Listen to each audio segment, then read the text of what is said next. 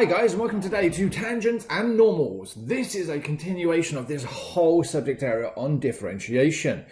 Now, tangents and normals are really important. Why? Because they are absolutely exam fodder, used all over the place. Now, sadly, I very much doubt, unless you're really lucky, they'll turn around and say to you, find the tangent. They'll probably couch it in some sort of application style question, but we're rushing ahead ourselves. Just be aware that tangents and normals are actually quite important.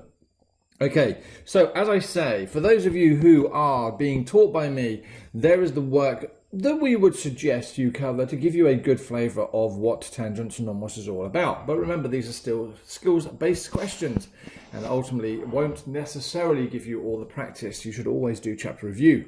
Recap, curves and graphs are absolutely going to invade all sections of the rest of the course.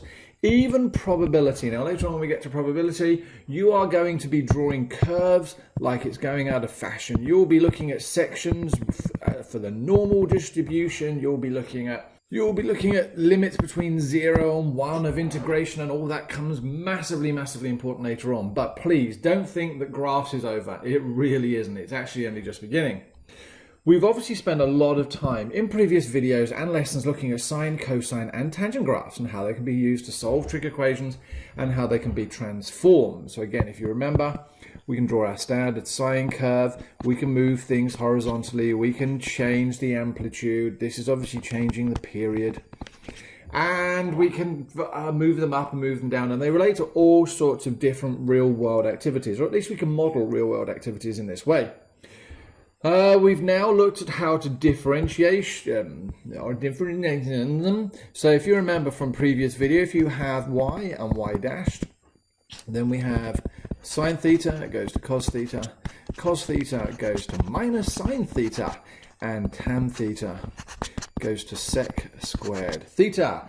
My previous video on this stuff is a hoot. If you haven't already watched it, go forth and watch. Okay, so what is differentiation? We already know this. We've done it lots and lots. Now I'm going to actually work around my page at the moment, and we'll come back to this example shortly.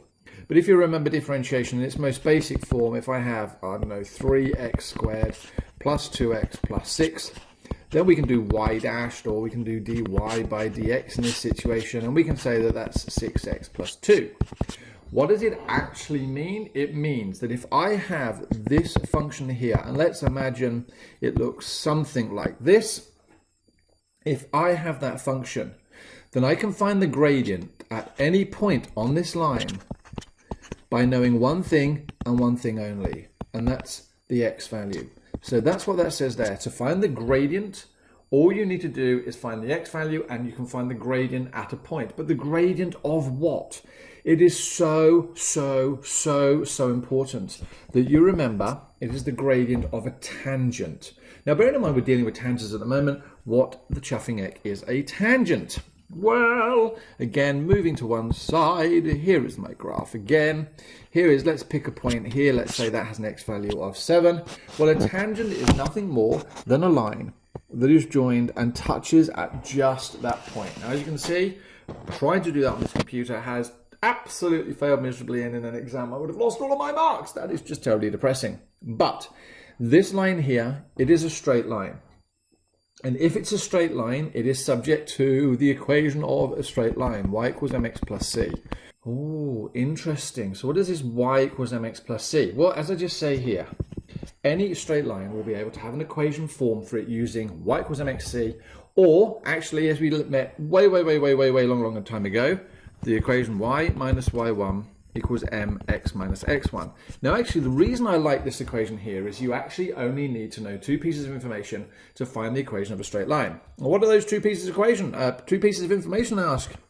One is m, the gradient, and one is this x1, y1 business. Now, x1, y1 is nothing more than a coordinate. Now, it's not going to be a random coordinate.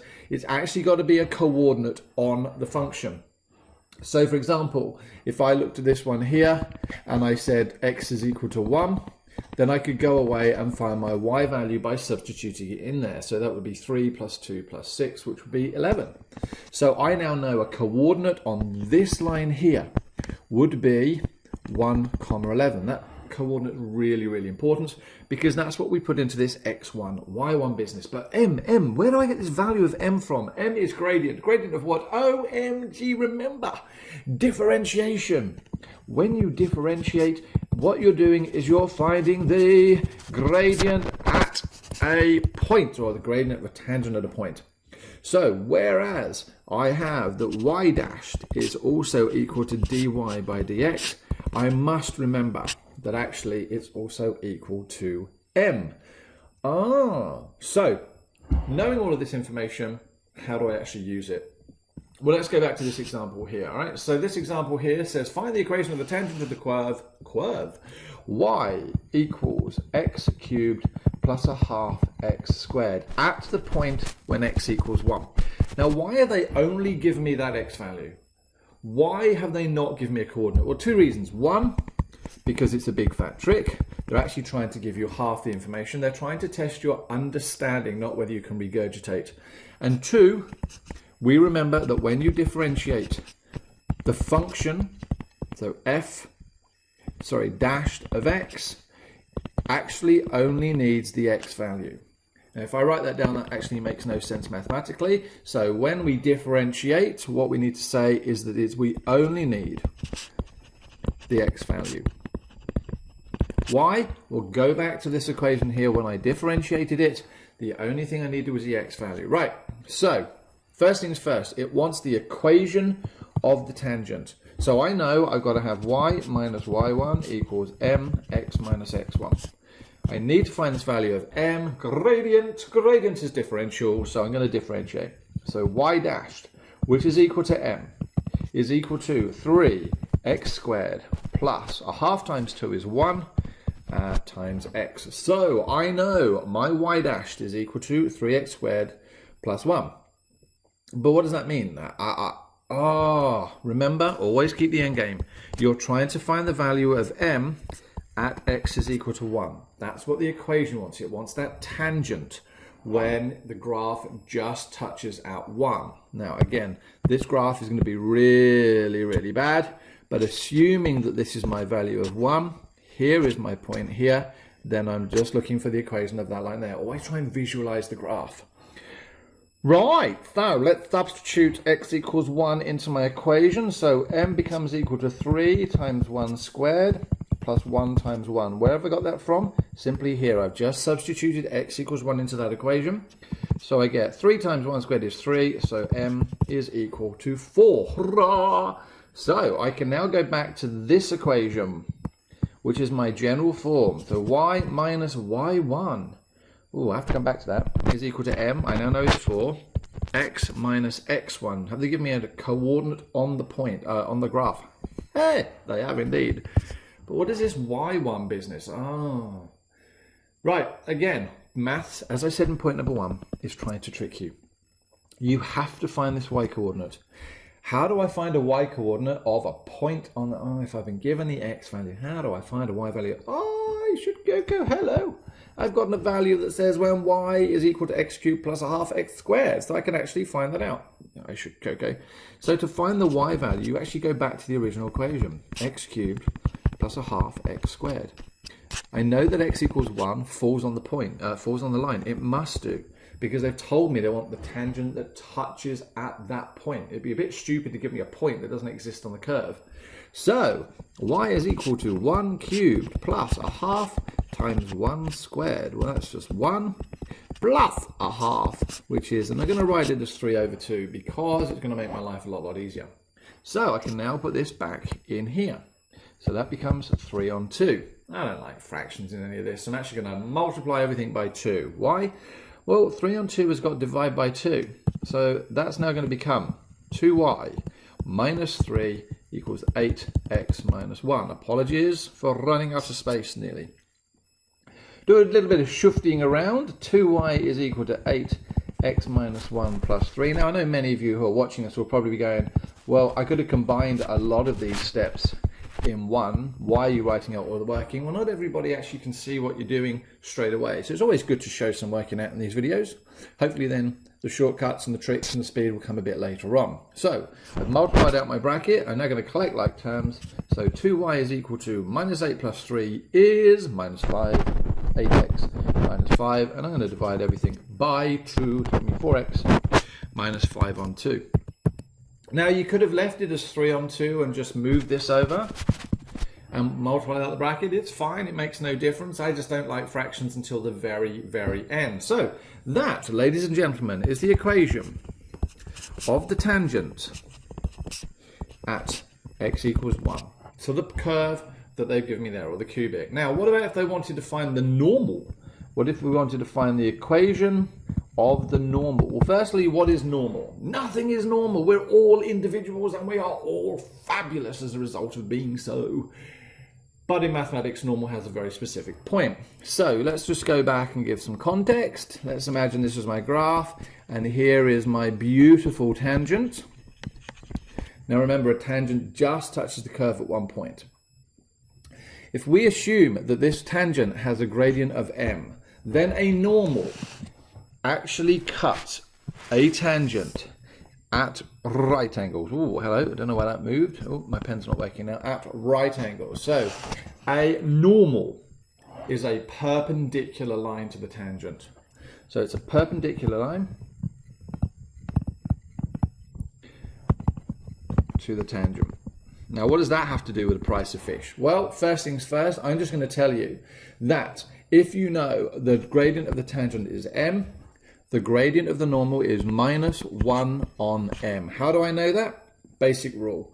We know that the equation of the tangent times by the equation of the normal is equal to negative 1. All right, that's a thing that you just remember if you need to. The way I remember it is this, and I'll show you some visual examples. Here's some visual examples. If the gradient of my tangent was 2/3, my gradient of my normal, let's call it m2, would be equal to 3 on 2 and negative. If my gradient of my original was minus 1/2, the gradient of my normal would be actually 2. How am I doing this? Well, I am flipping it, or otherwise known as taking a reciprocal. And if it's a positive here, it becomes a negative there. Now, that sort of makes sense. Bearing in mind this line here has a positive gradient. This would have to have a negative gradient if it was perpendicular. It would have to, all right? And vice versa.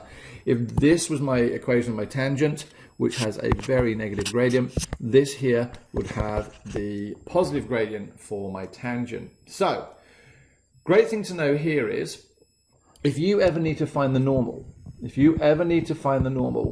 find the gradient of the tangent first. How are we going to find the gradient of the tangent? Oh, I should Coco, you differentiate.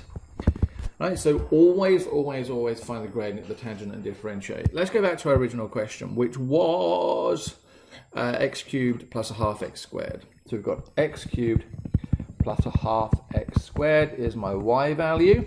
And now let's find the equation of the normal at x equals 1. Now don't get tricked here. I'm going to draw a line. Don't get tricked. A lot of people turn around and make silly mistakes here. So first things first, I want to find the equation of my tangent, because once I know the equation of my tangent, then I can flip it. And how do we find the equation of my tangent? Yep, I'm going to differentiate. Now we've already done this. So y dashed is equal to 3x squared plus x.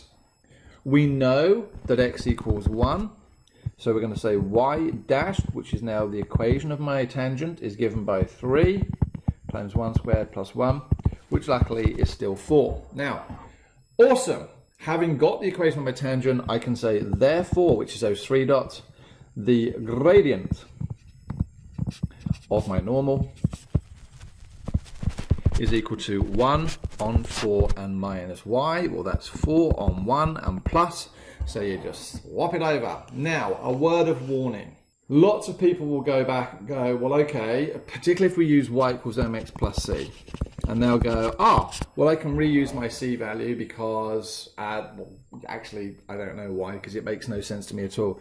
If we put this on a set of graph axes, for example, if this was my original C value for my tangent, then there is no way the equation of the normal is going to have the same C value, which is probably why I tend not to use this. I'll actually go back to this y minus y1 equals mx minus x1 and use that. So y minus y1, well, that coordinate point when x was equal to 1 still has a y value of 3 on 2, right? That point is still there. Remember, it's still there. It's just that we're crossing through it perpendicular to the original tangent. So that point is still valid. So here's 3 on 2 is equal to m. My new gradient is minus a quarter, x minus x1, which is 1. I'm going to multiply absolutely everything through by 4 to get rid of that divide by 4 because it's yuck. I don't like that at all. So that becomes 4y minus, right, times that all by 4, you actually divide by 2, which is 6, is equal to minus 1, x minus 1. Now remember, we don't need to multiply this inside the brackets by 4 because we're doing that by multiplying the fraction outside. That's just basic algebra. Hopefully you've understood what I've done there. This is nice and easy for me to at least manipulate now. Y equals minus 1, x minus 1 plus 6. So 4y is minus x plus 1 plus 6. 4y is equal to minus x plus 7. And now y is equal to minus 1 quarter x plus 7 on 4. Well, the good news is that's what we wanted. That minus quarter, remember, we needed to have in there because it was a gradient of my normal. And this now is my new intercept, which again makes perfect sense. It's not the same value of my intercept before, which was minus 5 on 2. This was now actually plus 7 on 4. All right, ladies and gentlemen, that is the tangents and normals lesson for today. Really, really important that you realize that questions out there can ask you tangents and normals left, right, and center, and they might not actually use the wording, but when I come through to do some sort of extended response style questions, I'll give you all the hints that you actually need for the words that show tangents and normals. But otherwise, that's it for today. 17 minutes and 30 seconds of pure excitement. Thanks very much. See you again next time. Hey guys, if you've enjoyed watching this video, why not tune in and subscribe to get updates of when I do other videos. Alternatively, click this video that's coming up now, or just zip on over to MaffsGuru.com, MaffsGuru.com, where you can actually access all the videos in a nice, easy to use way.